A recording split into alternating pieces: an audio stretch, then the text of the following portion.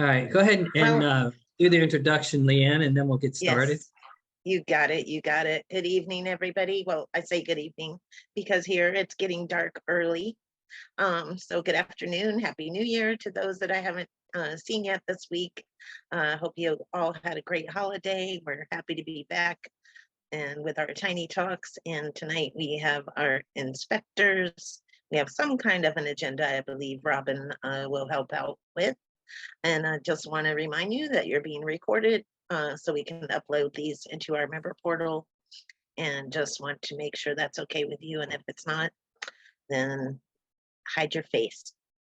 Anyway, Robin, I'm going to turn it over to you, and you guys ask questions. If you have any questions, you can put them in the chat, or you can raise your hand and we'll let you ask your question. So Robin. All right. Thank you. Hello, everyone. Welcome. Happy to have you here. And since Sherry is out sick, I am going to fill in for Sherry. I'm do the best job of it that I can for her on this. And so I have an agenda that we can go through, although we would prefer to have questions and talk about your issues, or if you're sitting there and you're twiddling your thumbs trying to figure something out, Sharon, or anybody really, this is a good forum to talk, because we've got inspectors on and that kind of thing. So that being said, I'm going to go ahead and introduce our first agenda item. And I think everyone's aware of this in the inspector world. We are struggling with the difference between tiny houses, whether they're going to be set up in an RV park, or whether they're going to be set up on a lot somewhere, or as an ADU in the backyard, and what standards and codes would be utilized in those. And so what we have determined, and you guys make sure that I'm saying this correctly, what we have determined is it's going to make a difference what type of utility hookups you have on your tiny home. So if you have a quick disconnect for your sewer, a water hose connection, and a plug, whether 30 amp or a 50 amp plug that plugs into a pedestal on your tiny home, then that's going to be built to the NOAA Plus standard, which includes ANSI 119.5, the park model standard. If you're going to be connecting it direct connect, where direct wires, you're going to put your plumbing, water supply, and your drain line connected to a sewer or a septic system or a well or a water connection, then we're going to be inspecting that house to IRC. And before you, is that correct, guys? Am I saying that correctly? You are, Robin. Yeah, you're right on point. And before you freak out and say IRC, oh no, that we have pretty much been building to IRC all along. And here's the deal. We haven't really been doing much in the way of ANSI 119.5, the park model. We haven't been doing much in NFPA 1192. The NOAA Plus standard calls out 2x4 studs, 16 inches on center, and it calls out a different R value in the walls, floor, and ceilings. We really have not taken too much out of the ANSI 119.5. However, what I'd like to talk about, if we could, with the inspectors here, is what things would a builder need to do to move from the current NOAA Plus standard to an IRC inspection. What would need to happen? Anybody want to start off with something like that? Robin, I will. I think the first takeaway would be that with the IRC, an egress window would be affected, the size.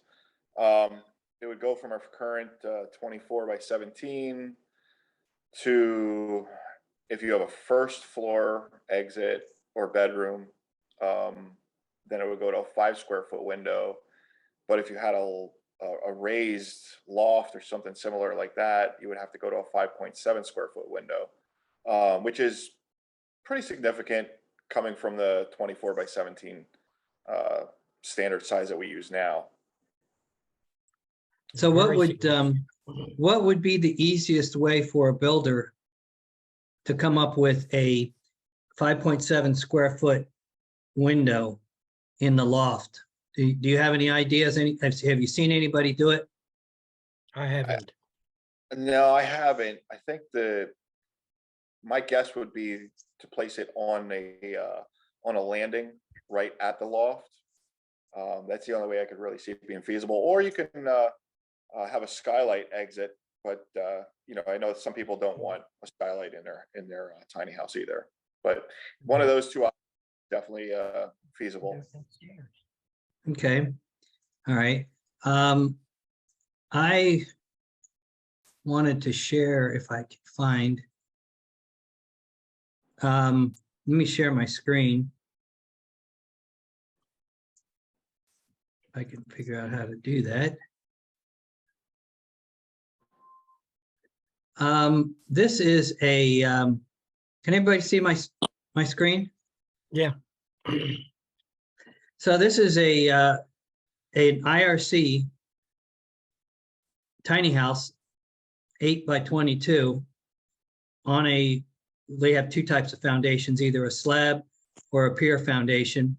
And in the gable end of the loft, they have an egress window, which is a 42 wide by 24 high awning with an egress hinge on it. So apparently that size of a window would meet the requirements of the 5.7.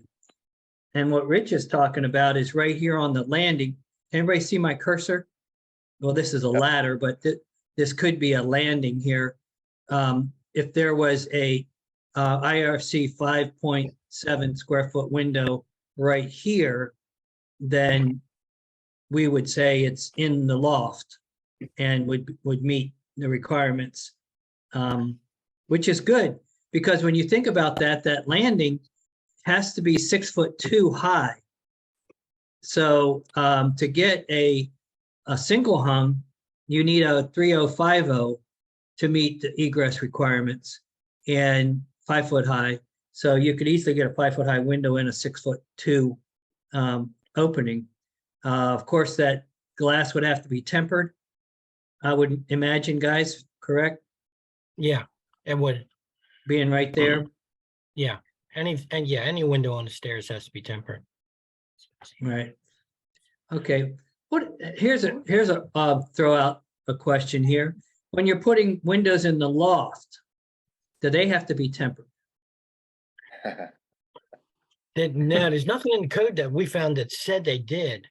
But that was one of the things that we talked about at one of our other meetings, that we should actually start requiring them to at least have an anti-shatter film on them, because it'd be very Right. easy to be laying in that bed and put your foot through a window. Yeah. Right. Well, and the standard or code that we're talking about, there is a height from the floor, and I don't know what that height is. 40, I think Rich? it's 40 inches, No, it's if that's what you're looking. It depends on the size of the window, but 18 inches is a standard. okay. So if the bottom of the window is less than 18 inches from the floor, which all loft windows would be, then that window should be a tempered glass. 24. Yeah, I mean, it's just even without that in the IRC or in our NOAA standard, It's good practice. It's safe. So that is. Like you said, you get somebody that's a restless sleeper, they put their arm through it, they put their hand Oh, through yeah. it. But I mean, it could very easily happen. Or your horse, you have two kids horse playing up there, being kids. And, last thing you want to have to deal with is a broken window. But, the second to last thing or the first to last thing you want to deal with is, a broken window that, is sending somebody to the hospital or worse. Right, right. All right. So anyway, that's one thing would be the egress, secondary means of egress out of the loft that would have to meet IRC. Are there some electrical things that we would have to change to meet the IRC? Yeah, I think there is. I just did not get a chance really to look them up. But I think there is. Well, Yeah, obviously, go ahead, Rich. yeah. One of the things so will be arc faults. arc fault breakers would be a huge impact. Right. IRC to that, or from the IRC to the NOAA standard. That would be one item there. Even something like tamper resistant Outlets, receptacles right. is standard plug-in. You would need tamper resistant as well. In every place in the house?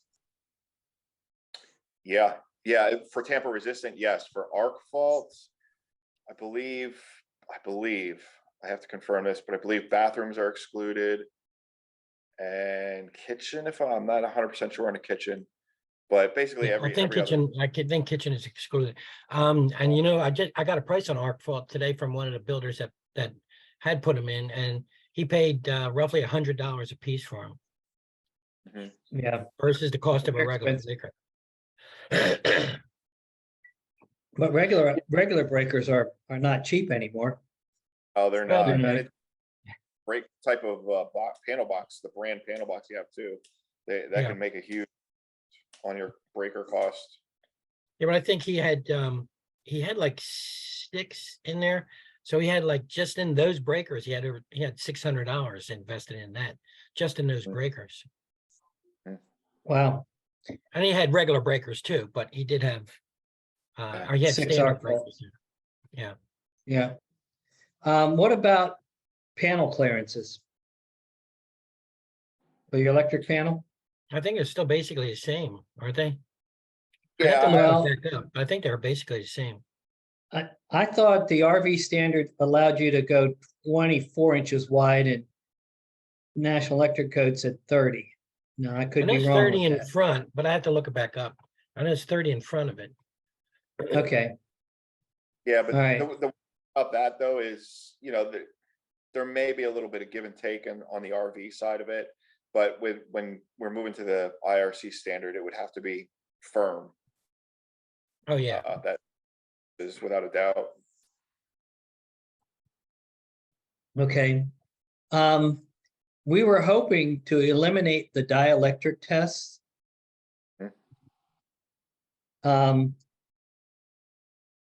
We might not be able to. Really? Oh, don't say that. Don't say that. I know. And just to let you know too, though, on the website, it does have on there, because I just looked at what Nancy sent over today. It does have on there that we no longer require, as of January 1st, we no longer require a dielectric testing. to be Yeah, done. well, that's incorrect. That needs to change. Yeah, what we were going to do was if it was built to IRC, we would no longer require that. Yeah, IRC Um, doesn't call for it. But let me see if I can, let me share my screen again. I gotta go. Didn't realize it had back. been updated yet. Yeah, I know. Lack of communication. We decided that with the RV standard, if the builder's going to sign a pledge with NOAA that he's going to build to the ANSI 119.5, and it does call out in there for a dielectric test, that we can't, as a company, say you don't have to do it. We can be more stringent on the codes and standards. We can say you have to use 2x4s instead of 2x3s, but we can't be less stringent on it. Everybody see my screen? Yes, And I know that applies to codes, but does that also apply to standards? Well,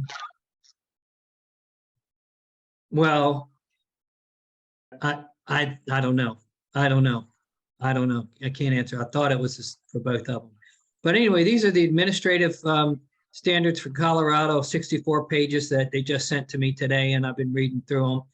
And so this is the administrative, this is Colorado's modular home program. And in this section here, it says testing. It said they are requiring, this is, they're using National Electric Code. Forgotten what year they're using it. It was at the top. I think they're using 2017 National Electric Code. Any shall be resolved by the 2020 edition. The following amendments are made to the National Electric Code for use with factory built units, which, you know, all tiny houses on wheels, whether they're built to IRC or whether they're built to another, you know, ANSI, they would be factory built units, or, you know, they, even though they're built in the backyard, they consider them factory built. They're not built on site. And they are calling for a dielectric test here. So.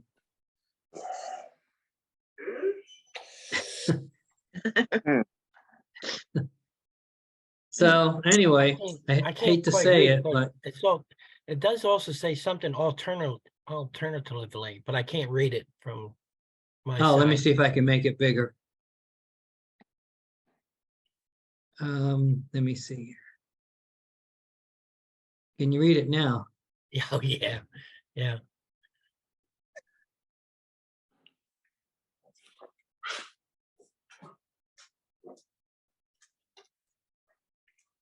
Somebody to 1 minute, 900 volt AC.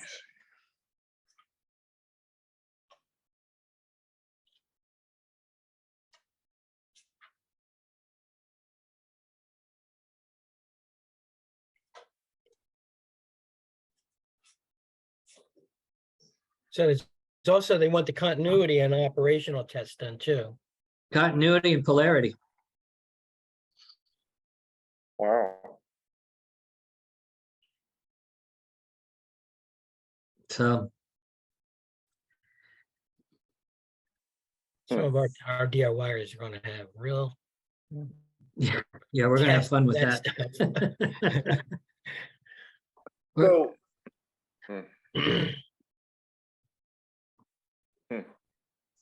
You know, I had said to you before, Robin, when I wrote that thing, you know, one of the other things is, in fact, I saw one today where they sent over a test that it was a dielectric test, and it was done on one of the testers that are just a pass or fail. No, yeah. And when you look at it, they showed, oh, it passed, but we had no idea how the test was performed. We don't know what the duration of the test was. We don't know anything about the test. It just simply says on there, and he used a 0.03 megohms as their base, as their baseline for it, and it just showed. I mean, he actually took a picture of his tester. There's so many different testers out there, and like I said to you, you know, I sent you over that one guy's test that it was a half hour. It took a half hour doing the test, and it didn't tell us how many minutes or how long, how many seconds he used on each circuit. Of course, a half hour was way too long to do a test on this stuff.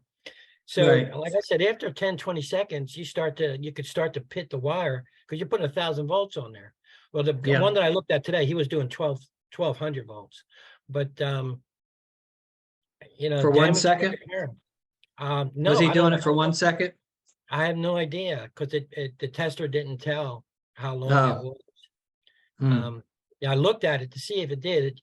The only information it gave was that it passed, used 1200 volts, and at 0.03 megohms, and that's all it had on there. So I don't know what the duration of it was, but Can you do me a favor, Tony? And yeah, write me a case study or a reason why we don't want to use dielectric tests in the Colorado bill.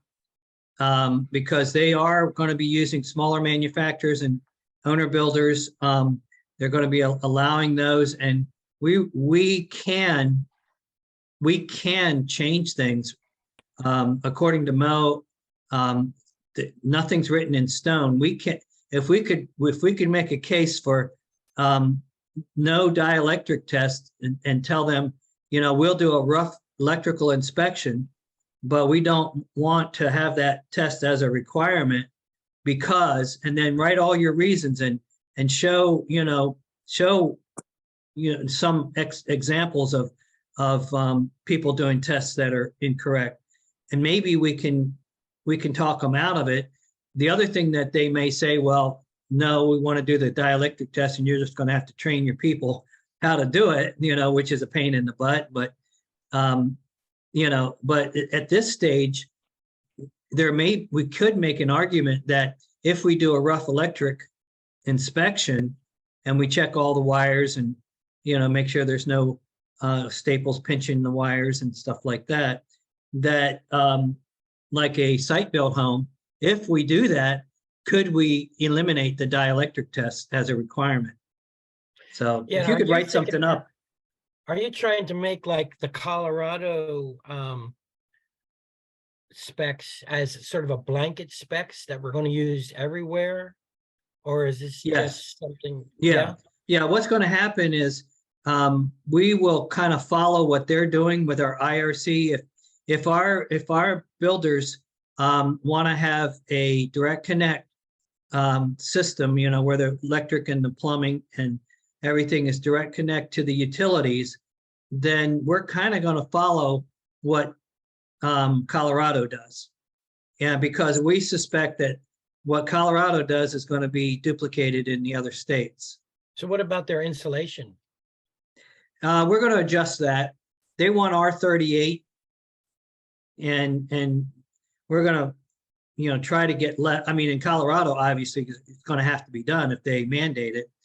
But in the ceiling, R38, that's how many inches of spray foam? A lot. That's filling the whole see, a 2x6 5 times cavity. 7 is 35, and that's a 2x6 that's filled up with Right, spray filling foam. the whole cavity, right? That is a big, I just let you know, that's a big expense. Yeah, it is. A big expense. Yeah. Well, if that's what they want, then they got to do I it. can But understand, I can understand Colorado saying that, and then any of the builders that are building in Colorado, this is what you got to follow. But I really can't see like us trying to tell somebody in Florida that they need an R38 in their ceiling. correct. Yeah. Yeah, it's gonna be rough. So but here's the deal: you might build a house in Florida, and it may end up in Colorado too. Well, that's very true. But the way we handle that is, the way we're planning on handling that is with the data plate. We're going to have the R values of the walls, floor, and ceiling on the data plate, and it'll be up to the local municipality whether they're going to accept a R19 in the ceiling in their locality, in their state, which is where we're at right now, is R19. Except Blaine County, Idaho. Back onto the dielectric test really quick. I think if we're gonna have to go back to that, we may have to have that as its own separate inspection to keep people from doing damage to the system, and basically having a video verifying, as they're doing it, or walking them through it. Because I think that's the only way to really prevent any damage. But I'm hoping for now we can see where this goes. And yeah, the only that's a good idea, Rich. The only problem with it is that we would have to be, in other words, if we were going to do, say, a live video with them and walk them through doing the test, we'd have to be familiar with the tester. And like I had talked to Robin before about, there's so many different testers out there. Even I, which I've looked at a number of them, but even I still till today sometimes have to Google one and look and see how it's even used. And sometimes it doesn't even give you where, and you know, you can buy it, but they don't give you an explanation on how to use it. There's so Yeah. many different ones out there, especially if they get the real expensive ones. Those are programmed. You have to program and so forth. So it's a challenge. Believe me, it's going to be a challenge. And Yeah, I then, mean, the other part is, what if we make the mistake and say, oh no, this is how you got to do it, and we're actually wrong, and it does And we- damage, and so Yeah. we're liable. So yeah, it's something we really got to look into. Hey, Tony, what would you think if they would have to have a licensed electrician? Well, that would be okay. The only problem You with know, it to is do most electricians have never used one. Yeah, Yep. There's, Yeah, I mean, That's it's true. Yeah, it is true. It's, Yep. I'd say probably 98% of the electricians out there have never even seen a Mhm. mega meter. agree. That was, Yeah. that was having those conversations when it was first implemented, that we had to do the dielectrics, and we had electricians calling and they're saying, no, we've never done this. What do we do? Yeah, never heard of it, don't know what it is. Yeah. And Learn try how to to tell do the it. member it's not required. Yeah, well, Well- you know, for what they normally do, it's not required, and so they're, you know, they're right, but Yeah, I think it's- it'll- Just try and push the case study and, or some examples, and keep our fingers crossed.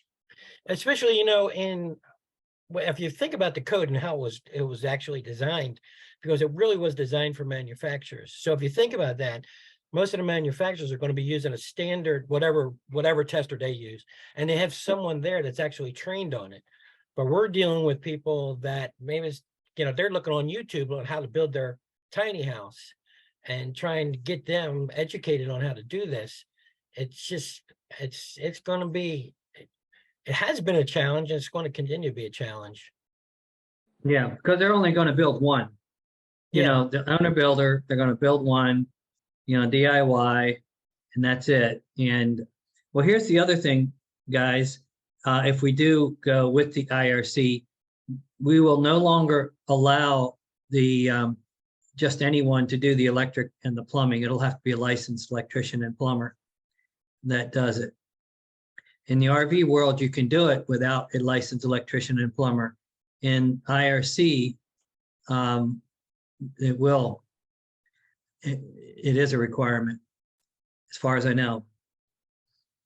Ooh. I mean, that's Well, that's usually what- up to each municipality, and maybe Colorado has that as part of their program. But I know, like Pennsylvania, well, a lot of municipalities in Pennsylvania, they don't require it unless you're going to pull a permit. Certain items you can do without, and certain items you have to. But Pennsylvania is no, because you just have to have a contractor's license, and only in Right. some of the cities you have to be a licensed. In some states like Delaware, Florida, some yeah, states, yeah, I was going to say that some states you don't, if you're building your own, doing your own work, there's a paper that you Right. sign at the permit place that, lets you do it. Yeah. Yeah, in Florida, you can do that too. Yeah. So I think most owner builders, if you have to, I remember in Maryland, the building code official brought me in and he asked me a bunch of questions about electrical stuff before he would let me do it. So Delaware yeah, does well, the that's same something, thing. huh? What is? Delaware does the same thing. Yeah, if you can go get and do your own, but they have actually the paper to fill out has a series of questions on it, and he has to answer those questions. Okay, all right. Well, and so that may be a state by state thing from what I gather, and that may be something we need to bring up, Rich, is if you're an owner builder, do you need to have a licensed plumber and not licensed electrician? do that. But if you are a manufacturer, obviously, you're not going to be an owner builder, so you would be required to have a licensed electrician and probably a licensed plumber too. I got some comments, questions. Christina, who I believe you're a manufacturer category, but she wants to know how you prove you had a licensed electrician. Will we be verifying credentials or? Well, normally when you fill out a building permit, you would put down who your licensed electrician is, and they have at the building department, they have a list of all of those electricians that are registered, what they call registered with the county, and they have to register, I think, once a year. They have to show that they have insurance and stuff like that. So what we're trying to do here is kind of get ahead of the game, ahead of Colorado and the other states as they start moving in the direction of regulating tiny houses. And so that being the case, we've got some things going for us. Number one, we videotape the rough electric and the rough plumbing so that a building code official could see that, what was done without you having to tear your tiny house apart to show him. And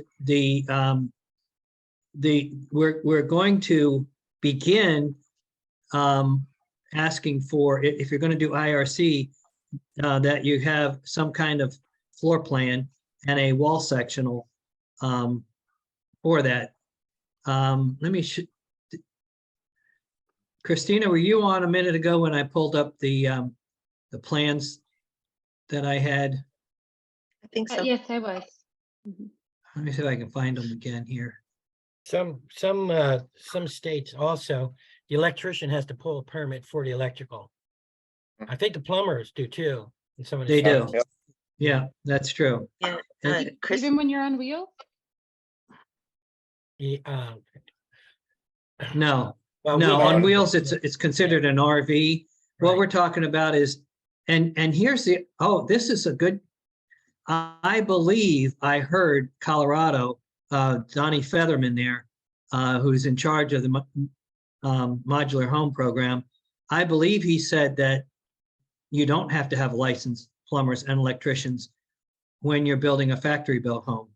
So we may be, under the wire when you do that. We might be fine with that. But anyway, here's a set of plans that I did for a house that's going to be built on the foundation. And it's pretty basic. You have a floor plan, but you can see where all the outlets are going to be on this. And so if an inspector has a question, each one of these outlets has to be within 12 feet so that a 6-foot extension cord can reach an outlet there.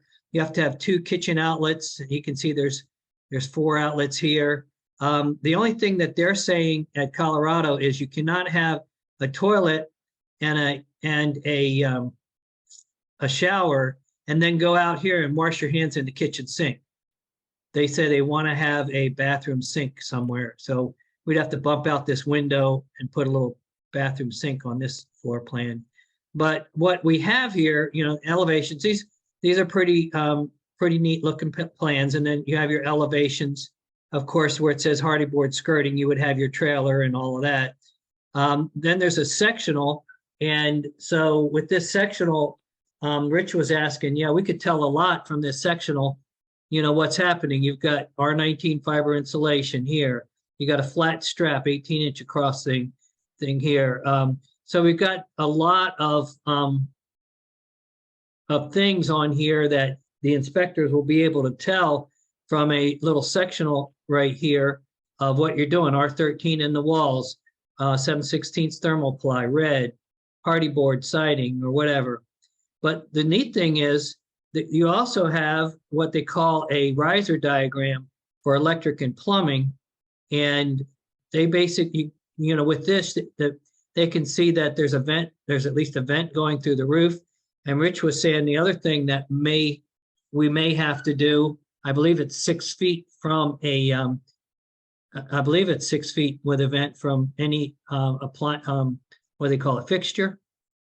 Is that the, Depends on the size, like what the drain is, like it's for Okay. 5, yeah, for like a sink, it's within 5 feet, because 1.5 inches, for shower, it's within 8 feet, but yeah.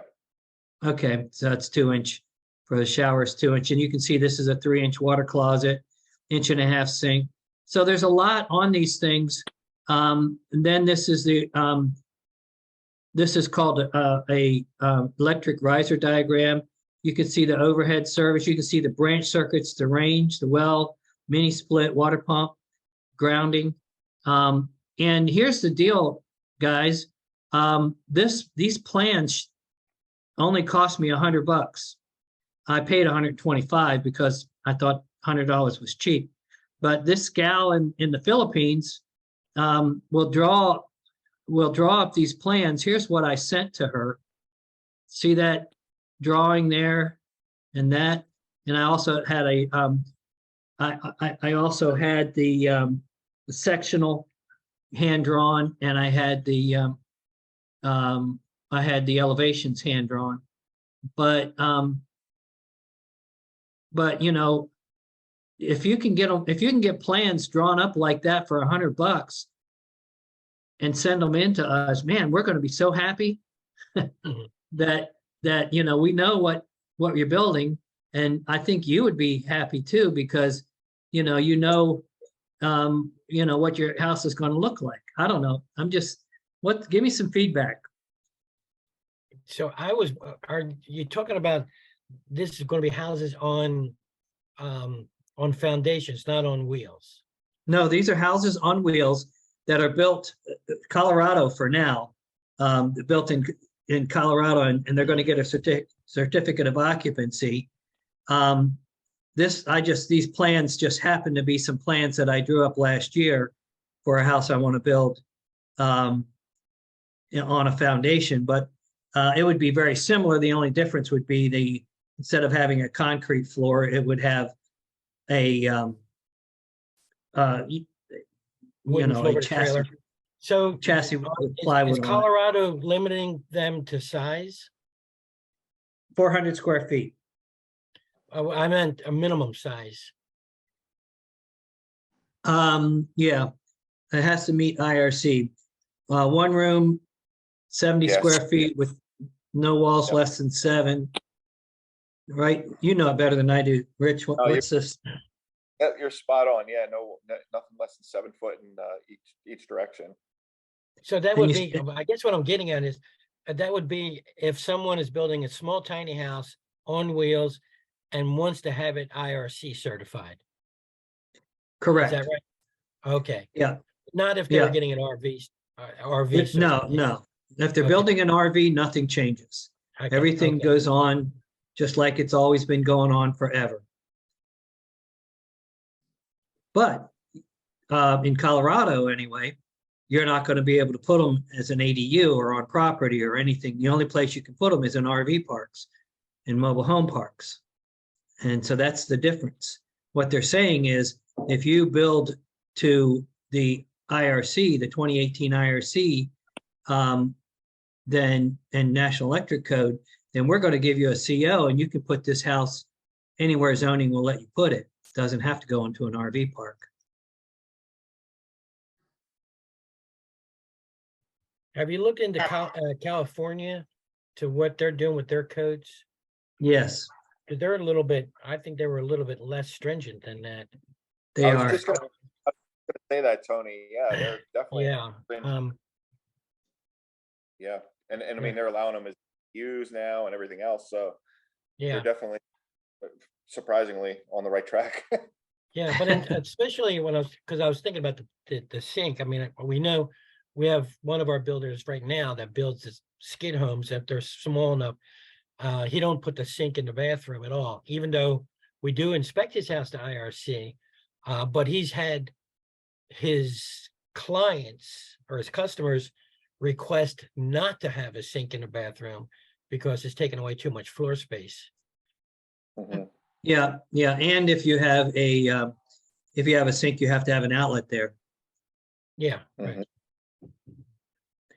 Um, well, there's no, I guess there's no requirement that you have if you have a bathroom and you have a shower and a toilet and it closes off to the door, closes it off, and then you have your vanity just outside that room right there that you would go out and wash your hands in the sink in the vanity. That's perfectly fine. I've seen that in many houses, Oh, yeah. where the water closet separated from the rest of the bathroom with the door. But what and this is just what they were talking about in Colorado when I brought it up. They were like, "No, I don't want to wash my hands in a food preparation sink," and so they were like pushing back against it. So anyway, be that as it may. Yeah, but under I have a ANSI, question. it is allowed under, actually, ANSI actually spells it out, that it is allowed, but, Yes. under the IRC, I can see maybe them having some pushback on it. Leanne, go ahead. Yes. I have a question from Ben, who's with us, and he is a DIYer. And he says he's in the middle of my tiny house build right now, and I'm planning on doing the electrical and plumbing myself. Is this something that could affect my situation and NOAA certification? Ease his mind, y'all. What is what's your hookup going to be? Is it going to be, where you put a water hose on and you have a plug, you plug into your tiny house? Is that how you're going to do it, Ben? Yeah. Well, then Don't you're affect- fine. Yeah, Okay. Thanks. You're fine.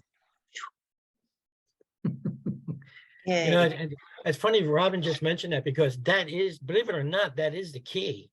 If you're going to have a water hose hookup, and you're going to have a cord that's going to hook to your house, that is the key. That's the change in difference between whether it's going to be ANSI or whether it's really going to be IRC. I have to memorize this. All right. Anything else on that, guys, before we move on? I have one more thing I wanted to do before we wrap this up, if we could. I wanted to kind of go over the changes that we've made to the NOAA Plus standard. Let me pull that one up. Those are on our website, right, Leanne? I We hope. didn't think they had been published yet. Jordan would Yeah, I be the don't- one to answer that question. I had not heard they were going up there yet. Yeah, same. Yeah, you said to wait to do that since we were discussing this Tuesday. So Yeah, I would Okay. say we need to have a private discussion on that first. Yeah, there's too much ambiguity. All right, Yeah. well, that's, I'll just say that we are working very diligently on updating our NOAA Plus standard. And as you can tell, it's not a simple, easy thing, guys. I mean, just with the dielectric test, we go back and forth. We don't want it, but we do have to have it. And we're trying to make it as easy on you, but we also have to have the safety, and we have to meet the standards or the rules. So that's where we are with trying to write these standards. We're looking at making it so that you can build to IRC should you want to now, because come July 1st, if you're a Colorado builder, your homes won't be accepted unless you're building it as an RV. But if you're in Colorado or you're building homes that are going to Colorado, your home's not going to be accepted unless it's built to the 2018 IRC. And I did send off a email. I guess you guys saw it coming back from Mo. Tony, you thought it might work if we do the 2021 IRC. And it sounds like it will. But just so you know, we're heavily elbows into this, trying to figure it out so that when we do publish the new NOAA Plus standard, that it's something that we can meet, not going to get lawsuits and complaints about, and we can hold our head up high and say, we're building to a higher standard than the RV world is. And that's what a lot of our builders like about NOAA, is they feel like they're building something that's with a higher standard to it, better built, and more suitable for full-time habitation. And that when we get to Colorado and other states mandating regulations, that the NOAA inspected and certified tiny houses will be accepted and grandfathered in because of we did a good job up front here. So with that being said, if there's nothing else, I'm going to throw it back to Leanne to kind of wrap us up. Is there Not any? quite. Yes, Okay. Sharon. Sharon's the one, she received the home from Tiny Healthy Homes. And she said, I understand the dielectric test was done already before I received house. So do I have to do it again if I add one more power outlet? No. No. No. There you go, Sharon. Probably makes her happy. Yay, Robin, thank you. Robin, just for a thought, I don't know if this would work or not work, but I know that when we are doing the RV inspection, we're using ANSI. We're also using the NOAA Plus. What would you think about if we, in the NOAA Plus, we no longer adopt the 552 part of the electric code? What if we adopt the just the electric code itself, the National Electric Code itself, not necessarily that the section 552 or 551? Well, there's a couple of thoughts. Number one, we'd have to look at ANSI 119.5 and see if it calls out 552. It Which does. I think it does. Yeah. So if you are going to build an ANSI, you have to build to the 552. That would be my thought. And then the other thing is, if you're going to build to National Electric Code, then you're going to be doing everything, arc fault breakers, Right.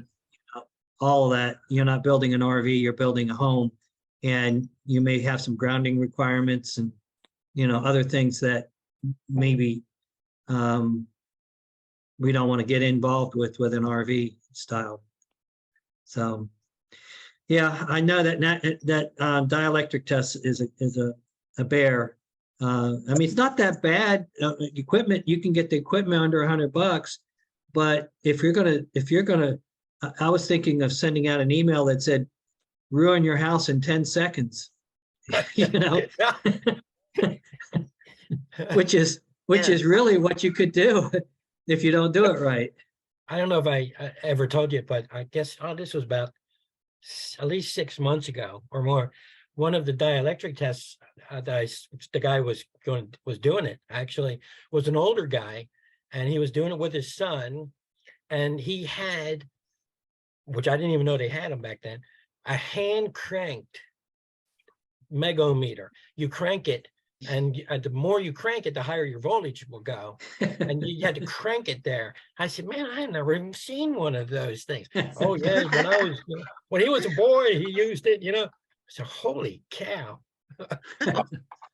Then I thought to myself, imagine the damage that could do. Right. You'd have to get it cranked up to 1,000 volts and then touch it on there for 1 second. Yeah. All right. Any more questions, Leanne? I don't If have not, any. why don't you go ahead and wrap us up and tell us when we're going to be getting together next? Okay. Well, everybody, thank you guys, especially our inspectors who worked all day.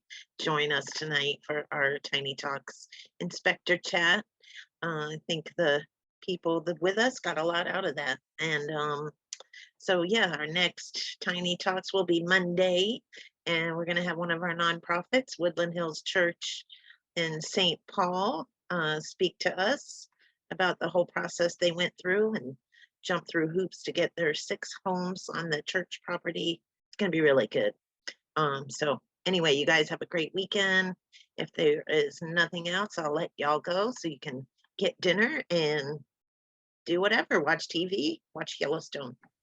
Sharon says, thank you Oh, so much yes. for everything you do. And Christina says, thanks. So, All right, yeah, guys.